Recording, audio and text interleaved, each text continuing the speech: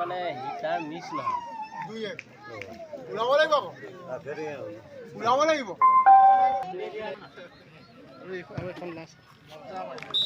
স্বাধীনতা দিৱস উপলক্ষে দহপথাৰ যুৱ সমাজৰ উদ্যোগত প্ৰাইজমানি এদিনীয়া ফুটবল প্ৰতিযোগিতা আমি আয়োজন কৰিছিলোঁ। বৰ্তমানলৈকে আমাৰ এই প্ৰতিযোগিতাখনিত 12টা দলে অংশগ্ৰহণ কৰিছে আৰু আমি বিগত 6 বছৰ ধৰি এইদৰে আমি স্বাধীনতা দিৱস উপলক্ষে আমি প্ৰাইজমানি এদিনীয়া খেলসমূহ অনুষ্ঠিত কৰি আহিছোঁ।